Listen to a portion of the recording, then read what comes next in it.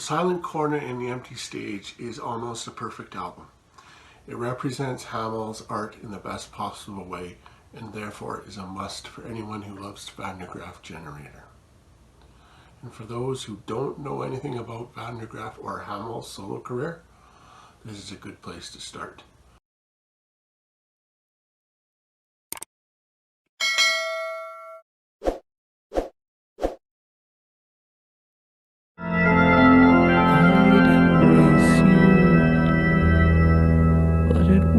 Just another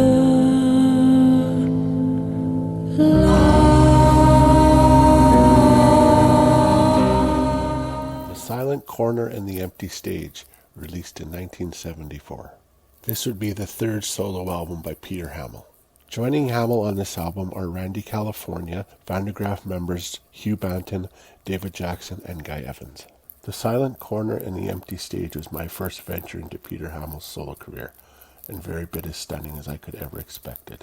Given as well as member of the GRAAF Generator, it made sense to me, but I was not expecting so much diversity, powerful, and interesting range of material.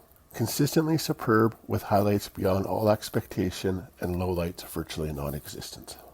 Modern kicks off the album with an odd ascending acoustic before Hamill's vocals enter, clear but extremely dark. The second verse features a much starker and a more aggressive delivery to match the increased intensity of the lyrics. Musically, this piece features roaring sax, a whirling electric guitar, and a very, almost near mechanical bass. Hamill's vocals, as usual, are extremely stunning, with matching lyrical city characterizations fitting the delivery brilliantly. Certainly one of the best on the album and one of his best solo songs. Following Modern, we have a song written for Guy Evans' daughter called Willamina. Willamina is a contrast to Modern's intensity. It is a simple, basic piano vocal song that is supplemented by bass, acoustic guitars, and something that sounds like a harpsichord. All the performances on this song are excellent, and in the end, this is a very personal and touching song.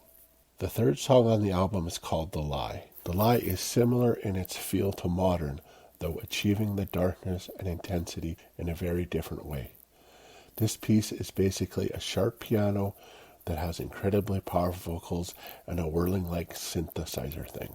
Musically, the highlight of this song is the organ used in this song. It takes you to a different place and sounds absolutely immaculate. The final two lines are perfectly handled, moving from optimism to rejection. The song is brilliant and lyrically enigmatic and potent. Following The Lie, we have Forsaken Gardens, and this is the first moralizing piece on the album with a related theme to childlike faith and childhood's end from the GRAAF album Still Life. This is a very convincing argument for community and more open lives, is represented by emotional vocals with the same support of incredible musical material. And as a side note, this song was played by GRAAF Generator live on a few occasions. Track 5 on the album is a song called Red Shift. Red Shift moves back to sheer experimentalism, again featuring Guy Evans with a very odd drumming part. Some very thick bass and guitar features, as well as a wonderfully unrelated, disassociated guitar solo courtesy of Peter Hammill.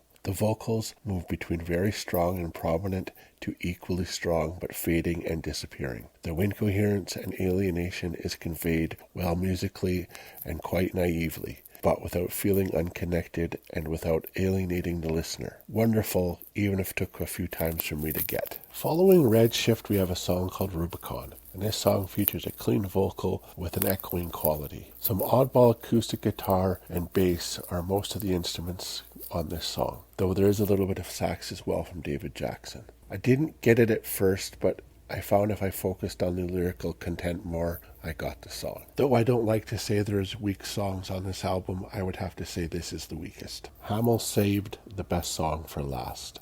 A Louse Is Not a Home is simply one of the best pieces of music ever written. It is very much a GRAAF Generator styled song, with splintering sax, cascading rock drumming, and subtle organ featuring alongside the dark, potent piano. High tempo, powerful rock meets softer breaks, haunting and tense slow parts. Vocal parts that are fast enough to make it difficult to sing along and varied enough to equal a plague of lighthouse keepers from the Van de Graaff Pawn Hearts album. All of these extremely varied features are merged into one entirely coherent whole song. Lyric is very clever. A Louse Is Not a Home is stunning throughout. The silent corner and the empty stage is a masterpiece and is essential for anyone who enjoys Van de Graaff Generator or high quality lyrical content. Anyone who doesn't fall into these two groups should still find something of interest on this album. I'm going to say this album is an essential be in everybody's collection. I'm going to give it a rating of 93%.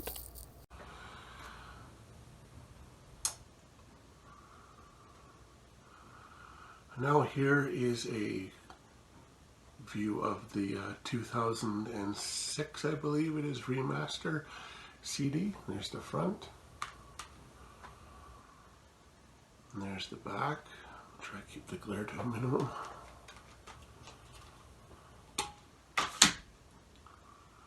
Of course, there's the famous Charisma label itself. And there's the tray inlay. It just advertises the rest, some of his catalog. I'll pull the book out here and show you. It's full of just Hammill's own personal notes as well as lyrics. And of course, it's the first there.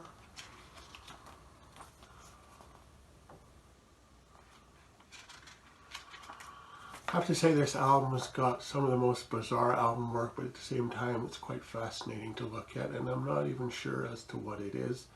If anybody knows, please let me know in the comments below.